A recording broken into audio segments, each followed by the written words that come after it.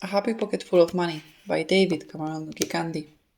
Chapter 22, Part 3. Thousands of years ago, people were hunters and gatherers. This was a dangerous and unpredictable way to live. The desire to have more stability and safety caused human beings to think, why do I have to chase after these goats in the wild every day? That led to the idea that goats could be kept at home, domesticated.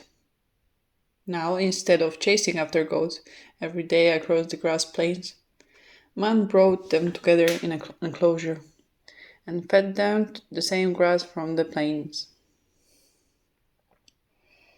Even before this new idea, there was always an abundance of grass, land, and goats. But no one had thought of changing their arrangement, of domesticating the goats. The idea simply changed the way the different forms of energy were exchanged. A desire for a better life caused a thought that caused betterment in the standard of living, using the same material that had always been there. A change of thought pattern caused this. Next, human beings desire to reduce their hardships further by acquiring items they needed but did not have. They first did this by going to war with tribes that had these items. Then they desired a much safer way to acquire these items, which led to the idea that they could trade. Again, they improved their lives simply by rearranging their thoughts, causing a change in the way energy in various forms was exchanged. Trade went along fine.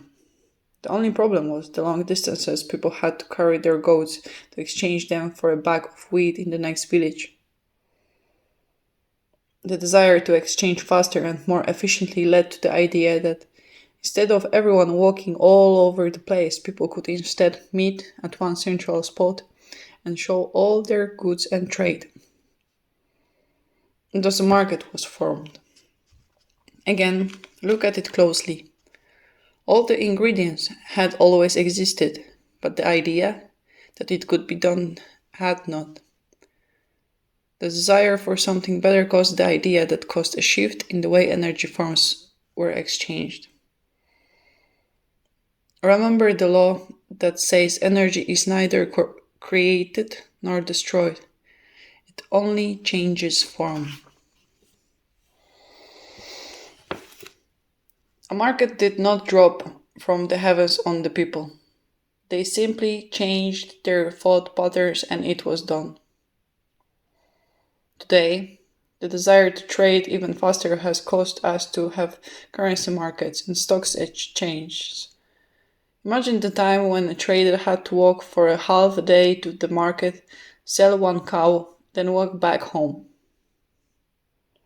Next came trucks, and farmers could drive several cows to the market and be back home early enough to do another trip. Then came futures and options exchanges, which enabled people to buy and sell thousands of livestock, futures and options in seconds without having to get up or move a single cow. Yet, nothing dropped from the heavens.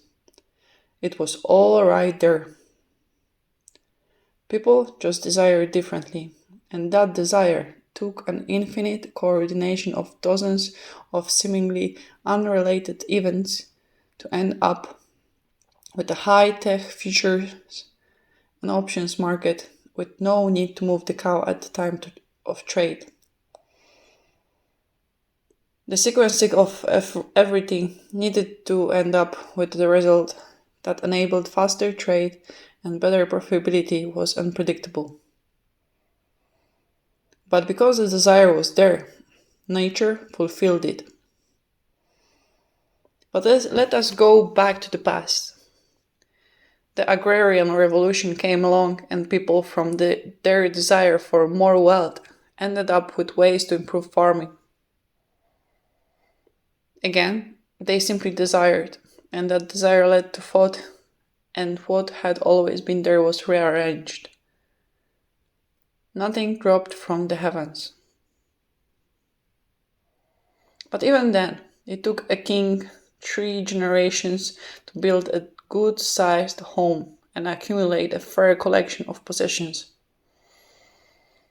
The average person did not even think it was possible for them to live in a multi-room brick house with a certain amenities that was for kings and queens. Today life is different. We are born assuming for observation that a house is something that we shall automatically have to live in, and that we shall automatically have clothes and certain other things that were reserved for royalty in the past. It does not even cross your mind for a moment that you will lack certain things, yet people in the past struggle for generations to get the same things. We have a certainty that they did not have.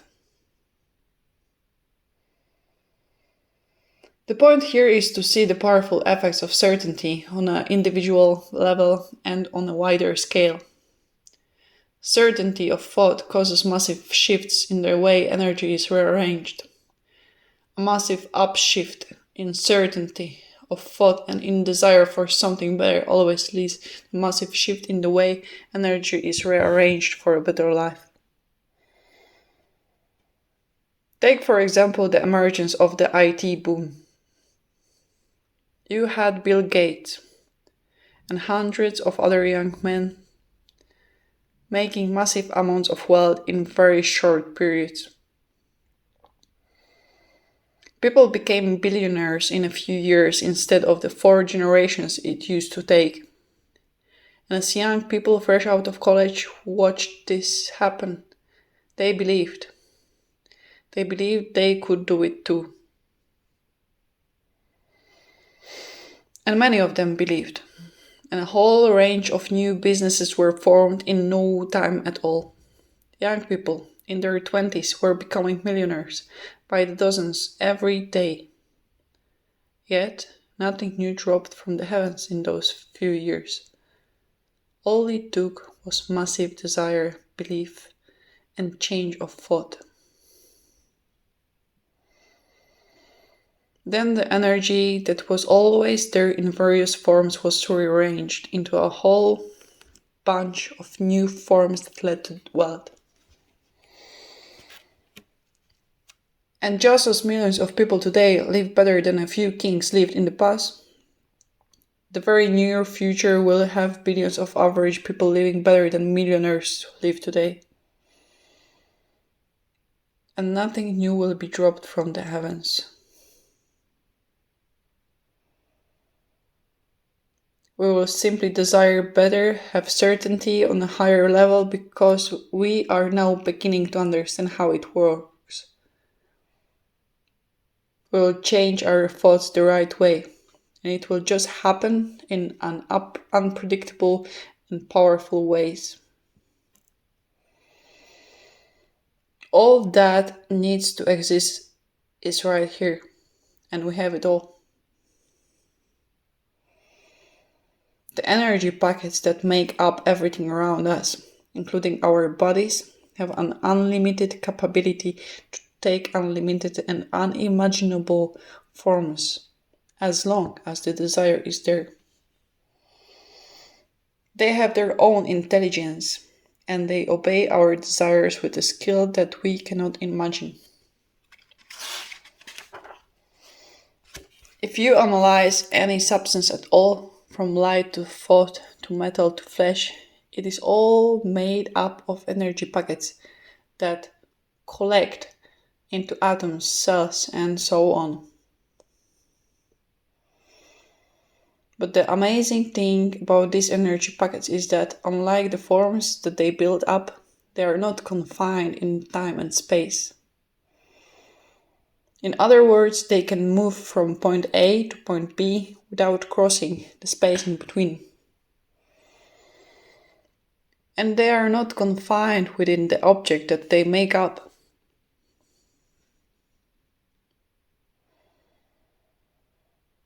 In other words, the energy packets making up your finger right now are not the same ones that will make it up in a few seconds.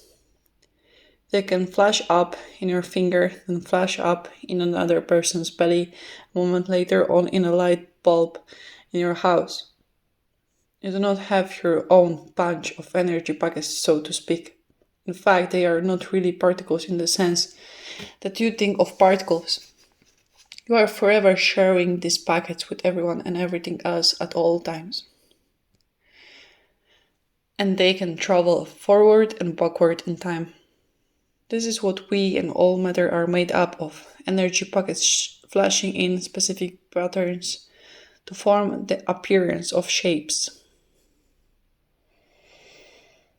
The information that dictates these specific patterns is partially made up of our thoughts and partially the thoughts of the rest of the universe. That is why medicine is now discovering that our thoughts are very much linked to our state of health. And since it's discovering that nothing being observed, and science is discovering that nothing being observed can be observed independent of the observer, because the observer's expectations and thoughts influence the object under observation. Money is absolutely linked to our thoughts, desires, and certainty, and to history, and science can prove that to you now.